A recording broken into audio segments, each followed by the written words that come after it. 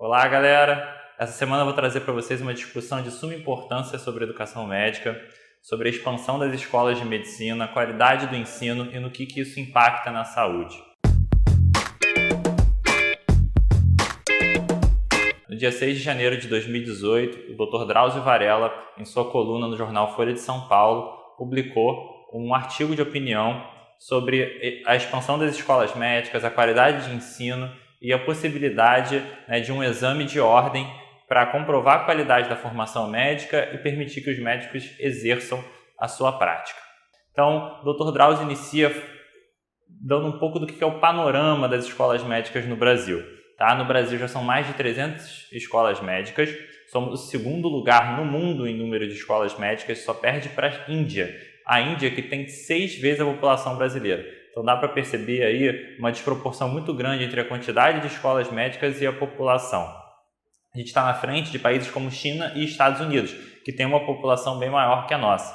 Para ter uma noção, nos Estados Unidos tem metade do número de escolas médicas que tem no Brasil. E essa grande expansão foi principalmente nos últimos 20 anos, em que o número de escolas quadriplicou no Brasil. De 97 para 2017, as escolas médicas foram de 80 para mais de 300.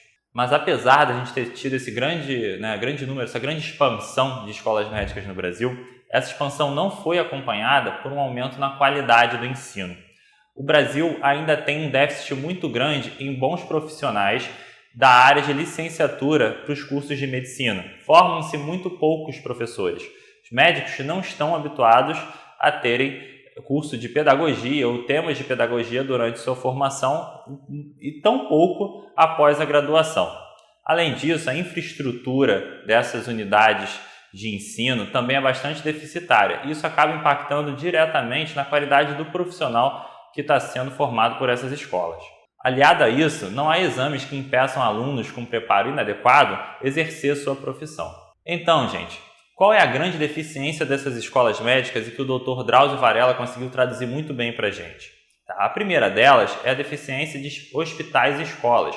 A gente tem muita faculdade de medicina, até mesmo no interior do país, e nem todas elas estão vinculadas a hospitais e escolas. Muitas vezes estão vinculadas a clínicas privadas, tem alguns convênios com serviços privados, mas não tem uma estrutura hospitalar capaz de prover ensino para esses estudantes, prover experiências médicas para esses estudantes. O segundo ponto é que não existe uma formação suficiente de profissionais médicos no Brasil. O que acontece é que esses profissionais formados em medicina acabam por exercer uma atividade de tutoria, mas sem nenhum tipo de formação pedagógica ou formação voltada para o ensino. O terceiro ponto é que o ensino das ciências básicas também é bastante deficitário nessas faculdades. Faculdades que estão completamente desvinculadas a universidades com licenciatura em biologia, em química e outras ciências que são a base para a medicina. Isso é de suma importância para a formação do médico, visto que essas cadeiras básicas são um alicerce para a construção de todo o raciocínio clínico e o desenvolvimento do raciocínio fisiológico desses alunos. O quarto ponto é que o grande interesse dessas faculdades é de construir um bom negócio. E não tem negócio, ou parece não ter negócio melhor do que construir faculdade de medicina, visto que as mensalidades são caríssimas, podem chegar até mais do que 15 mil reais, atende uma população muito específica que quer a qualquer custo o diploma médico e acaba formando profissionais incompetentes ou de conhecimento bastante limitado. A formação de uma grande quantidade de médicos agravou um problema que já vinha sendo relatado, que é o problema da falta de vagas na residência médica. Então, a gente teve muito médico se formando e o mercado de residência médica não foi suficiente para atender essa quantidade, essa alta demanda de médicos formados. O resultado disso é que os médicos estão cada vez menos vinculados a programas de residência. Hoje, menos de 50% dos médicos apresentam residência médica completa.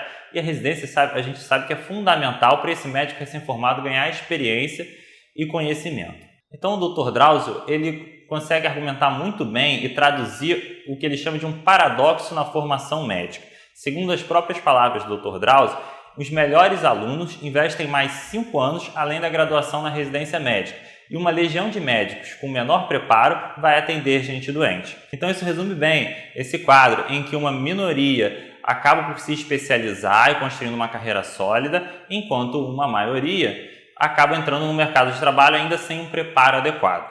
O Dr. Drauzio defende, portanto, a adoção de um exame de ordem semelhante ao da Ordem dos Advogados do Brasil, seguindo o racional de que não há mecanismos que impeçam médicos com uma formação inadequada, deficiente, de exercer a profissão. Ele contra-argumenta a posição do governo federal e defende que não há um déficit de médicos no Brasil. Na verdade, o que há é uma má distribuição dos mesmos. Há uma ilusão de que formando mais médicos seremos capazes de preencher as vagas necessárias em cidades do interior, em que a deficiência de fato é extrema. Mas a gente não consegue entender que estamos investindo de uma maneira errada. Por quê? Porque esses alunos, no geral, provêm de famílias mais abastadas. Depois que investiram 11 anos da sua vida na formação, tiveram um comprometimento financeiro muito grande disso, eles não vão desejar sair do conforto da cidade ou dos grandes centros urbanos para se adentrar no interior, onde a gente tem uma infraestrutura muito ruim, né? Uma capacidade do sistema de saúde muito ruim de lidar com os problemas e condições de trabalho que são bastante deficientes. Ele termina o artigo com uma provocação, da qual eu também compactuo.